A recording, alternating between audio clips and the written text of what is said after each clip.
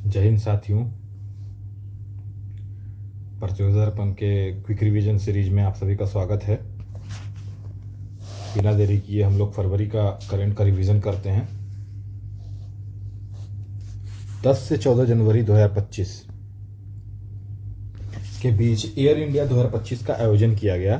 Arrow India 2025 का आयोजन किया गया ये बेंगलुरु के येलहंका एयरबेस पर। एयर इंडिया 2025 का 15वां संस्करण जो है बेंगलुरु के येलहंका एयरबेस पर आयोजित किया गया। यह एक द्विवार्षिक आयोजन है जो पहली बार 1996 में बेंगलुरु के येलका वायु स्टेशन में आयोजित किया गया था। इसका विषय क्या है? तो इसका विषय है 1 अरब अवसरों का मार्ग। विषय याद रखिएगा। एरो इंडिया 2025 का जो आयोजन किया गया है उसमें विषय है 1 अरब अवसरों का मार्ग। फरवरी 2025 में जारी ट्रांसपेरेंसी इंटरनेशनल की रिपोर्ट 2024 में भारत किस रैंक पर है? तो भारत 96 रैंक पे है। ये जो ट्रांसपेरेंसी इंटरनेशनल ये भ्रष्टाचार धारणा सूचकांक जारी करता है। भारत 38 अंकों के साथ 180 देश में 96 स्थान पर है और इसमें डेनमार्क को शीर्ष स्थान दिया गया है। इसके बाद फिनलैंड और सिंगापुर का स्थान है। इसमें 0 से 100 के पैमाने का उपयोग करता है। भारत का 2023 में कितना स्कोर था? 39। 2022 में 40, इस बार 96। केंद्रीय बजट में घोषित प्रधानमंत्री धन्य धान्य कृषि योजना के तहत किस व्यापक मापदंडों के आधार पर 100 जिलों को चयनित करके उसका विकास किया जाएगा? तो 3 व्यापक मापदंड: कम उत्पादकता, मध्यम फसल तीव्रता और औसत से कम ऋण मापदंड के आधार पर। हाल ही में किसे नया मुख्य चुनायुक्त नियुक्त किया गया है? तो ये ज्ञानेश कुमार जी को ये सीईसी बने हैं अभी नए मुख्य चुनायुक्त। ये राजीव कुमार की जगह लेंगे। इनका कार्यकाल 26 जनवरी 2029 तक रहेगा। गौरतलब है कि ज्ञानेश कुमार नए कानून के तहत नियुक्त होने वाले पहले मुख्य चुनायुक्त है। प्रधानमंत्री नरेंद्र मोदी की अध्यक्षता में हुई बैठक में इस नियुक्ति का निर्णय लिया गया है। और शामिल कौन कौन हुए इसमें? तो गृह मंत्री और लोकसभा के विपक्ष के नेता शामिल हुए। और इसका उल्लेख जो इलेक्शन कमीशन का उल्लेख है यह किसमें है? अनुच्छेद 324 में। इसकी स्थापना कब संविधान के अनुसार? 25 जनवरी 1950 को हुई थी। 16-17 फरवरी 2025 के बीच कहाँ भारत फाउंडेशन ने ओमान के विदेश मंत्रालय के सहयोग से 8वां हिंद महासागर सम्मेलन आयोजित किया? तो मस्कट, ओमान में। 8वां हिंद महासागर सम्मेलन कहाँ? तो मस्कट, ओमान में आयोजित किया गया है। किसके द्वारा? तो भारत फाउंडेशन के द्वारा ओमान के विदेश मंत्रालय के सहयोग से। तो इस वर्ष विषय क्या था इसका हिंद महासागर सम्मेलन का? समुद्री साझेदारी के लिए नए क्षितिज की यात्रा। बिल्कुल याद रखिएगा, समुद्री साझेदारी के लिए नए क्षितिज की यात्रा। आप लोग हमारे साथ दोहराएंगे फिर से। समुद्री साझेदारी के लिए नए क्षितिज की यात्रा, ये क्या है? तो हिंद महासागर सम्मेलन जो आपका मस्कट, ओमान में हुआ है उसका थीम है। हाल ही में भारत के किस खिलाड़ी को BBC Indian sports women of the year award को 2024 की विजेता चुना गया है? तो मनु भाकर को चुना गया है। ये sports women of the year बनी है। इस अवार्ड की शुरुआत 2020 में बीबीसी इंडिया द्वारा की गई थी। पहला अवार्ड किसे दिया था? तो पीवी सिंधु को दिया गया था। हाल ही में प्रधानमंत्री नरेंद्र मोदी द्वारा फ्रांस के राष्ट्रपति इमैनुअल मैक्रों को भारतीय वाद्य तंत्र बजाते संगीतकारों की पारंपरिक डोकरा कलाकृति भेंट की। यह कलाकृति किस राज्य से है? तो छत्तीसगढ़। बिल्कुल याद रखिएगा, ये डोकरा कलाकृति जो है ये छत्तीसगढ़ से है और ये बिल्कुल इंपॉर्टेंट है। किसे भेंट की है डोकरा कलाकृति? तो फ्रांस के राष्ट्रपति को। डोकरा शिल्प 4000 वर्ष से भी छत्तीसगढ़ की पारंपरिक धातु सिलाई तकनीक है। डोकरा दामर जनजातियों द्वारा प्रचलित लोक कला का एक रूप है जो पारंपरिक रूप से धातुकार है।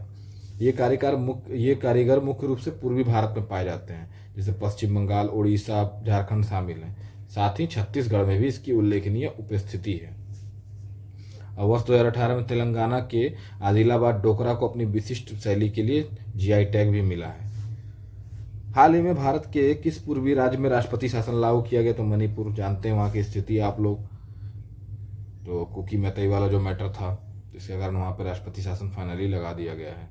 और ये जो है वहाँ मणिपुर के राज्यपाल हैं अजय कुमार भल्ला। ये इनसे रिपोर्ट मिलने के बाद राष्ट्रपति द्रौपदी मुर्मू ने संविधान के अनुच्छेद 356 के तहत इसकी उद्घोषणा जारी रखी है। कौन मुख्यमंत्री थे वहाँ के? तो एन बीरेन सिंह, जो इस्तीफा दिए। 38वें राष्ट्रीय खेल जिसका हाल में समापन हुआ, इस खेल की पदक तालिका पर शीर्ष में कौन है? तो सर्विसेज जो सेना है वो शीर्ष पे रही। और ये 38वां राष्ट्रीय खेल कहाँ हुआ? तो ये आपका उत्तराखंड में हुआ है। देखिए उत्तराखंड में विभिन्न स्थलों पर किया गया। इन खेलों का शुभंकर क्या था? मौली। इसका टैगलाइन क्या है? संकल्प से शिखर तक। बिल्कुल ये लाइन इसका याद रखिएगा। इसका शुभंकर क्या है? मौली। और टैगलाइन क्या है? संकल्प से शिखर तक।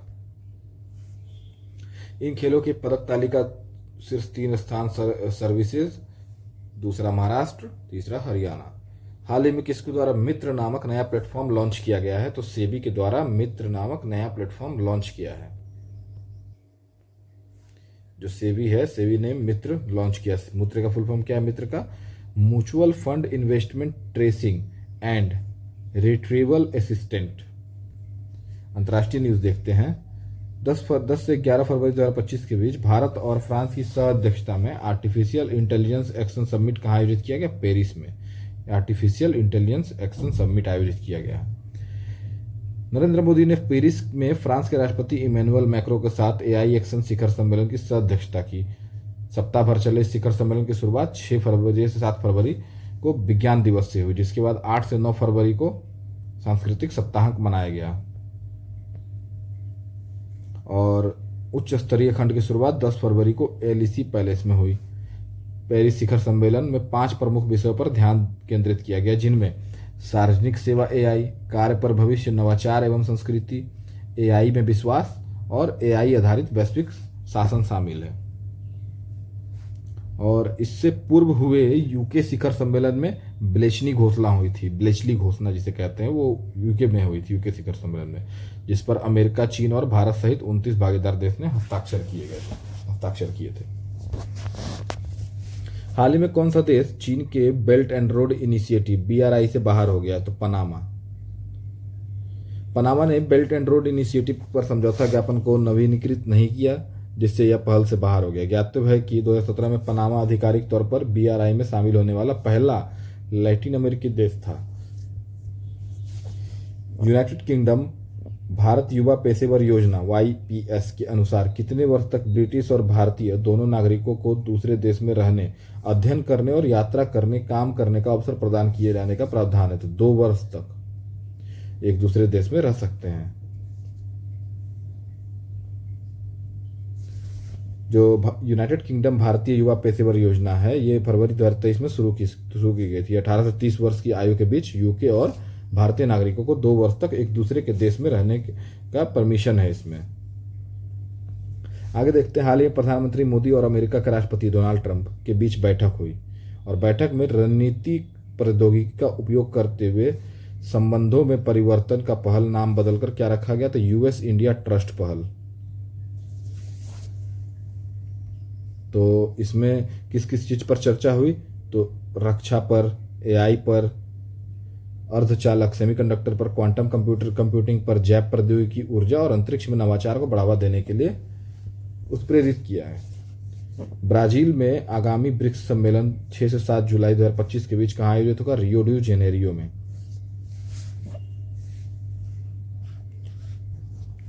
ब्रिक्स देश की जो संख्या है वो 10 हो गई है। कौन कौन? तो मिस्र, इथियोपिया, ईरान, संयुक्त अरब अमीरात भी शामिल का हिस्सा है।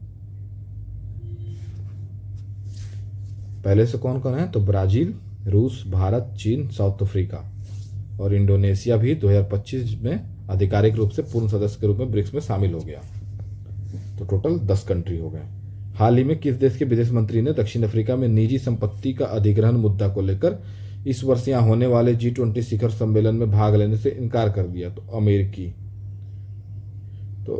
के विदेश मंत्री ने दक्षिण अफ्रीका में निजी संपत्ति का अधिग्रहण मुद्दा को लेकर यहाँ G20 शिखर सम्मेलन में भाग लेने से इनकार कर दिया। यहाँ जो है इन पर आरोप है कि दक्षिण अफ्रीका में गलत तरीके से निजी संपत्ति का अधिग्रहण किया जाता है। भारत संविधान ने शुरू में ही अनुच्छेद 19 के तहत संपत्ति के स्वामित्व के अधिकार को एक मौलिक अधिकार के रूप में मान्यता दी थी। साथ ही अनुच्छेद 31 के तहत आगे संरक्षित किया गया था। हालांकि 1978 में किसी इन अधिकारों को मौलिक अधिकार से हटाकर 301 के तहत किसी व्यक्ति को कानून के अधिकार के बिना उसकी संपत्ति से वंचित नहीं किया जाएगा, लीगल राइट कर दिया गया। हाल ही में किस अंतरिक्ष एजेंसी ने पृथ्वी से लगभग 590 मिलियन प्रकाश वर्ष दूर एक आकाशगंगा के चारों ओर प्रकाश का एक दुर्लभ वलय खोजा, जिसे आइंस्टाइन वलय के रूप में जाना जाता है? तो यूरोपीय अंतरिक्ष एजेंसी द्वारा आइंस्टाइन वलय का खोज किया गया, ध्यान रखिएगा। किससे खोजा गया? तो यूक्लिड अंतरिक्ष दूरबीन से खोजा गया है इसे। हाल ही में किसे ट्रंप प्रशासन में अमेरिका के राष्ट्रीय खुफिया प्रमुख के रूप में नियुक्त किया गया? तुलसी गाबार्ड को। ये भारतीय मूल के, तो इनका नाम याद रखिएगा कि ये खुफिया प्रमुख के नियुक्त हुए हैं अमेरिका में। गाबार्ड भारतीय मूल, माफ कीजिएगा, ये अमेरिकी प्रतिनिधि सभा की पहली हिंदू सदस्य हैं। गाबार्ड भारतीय मूल की नहीं है। गाबार्ड की मां ने हिंदू धर्म अपना लिया था और अपने सभी बच्चों के हिंदू नाम रखे और उनके भाई बहनों के नाम भक्ति, जय और आर्यन और वृंदावन है। 12 फरवरी 2025 को प्रधानमंत्री नरेंद्र मोदी और फ्रांस के राष्ट्रपति इमैनुअल मैक्रो ने कहां भारतीय सैनिकों को श्रद्धांजलि अर्पित की? तो मार्सिले के मजार ग्यूस युद्ध कब्रिस्तान में भारतीय सैनिकों को श्रद्धांजलि अर्पित की। तो ये कहाँ है? मार्सिले के मजार ग्यूस कब्रिस्तान, तो फ्रांस में है।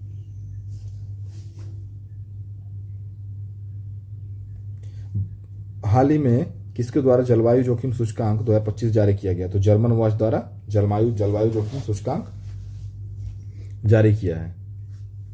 तो इस वर्ष 2025 के लिए सूचकांक में 171 देशों को शामिल किया गया। इस सूचकांक की शुरुआत जो है 2006 में की गई थी। पर्यावरण थिंक टैंक जर्मन वॉच, ये जर्मन वॉच जो है ये पर्यावरण थिंक टैंक है। इन्हीं के द्वारा जलवायु जोखिम सूचकांक जारी किया जाता है हर साल। तो फरवरी का न्यूज़ खत्म हो गया, ये क्विक रिवीजन था। आप लोग अच्छे से रिवाइज कीजिए और अगले वीडियो का इंतज़ार कीजिए। मार्च का वीडियो जस्ट एक दिन बाद आ जाएगा। अपने प्रिपरेशन को बूस्ट कीजिए, करंट को अच्छे से मजबूत कीजिए और सब सब्जेक्ट का भी रिवीजन अच्छे से कीजिए। मिलते हैं अगले वीडियो में, तब तक अपना ध्यान रखिए। जय हिंद, जय भारत।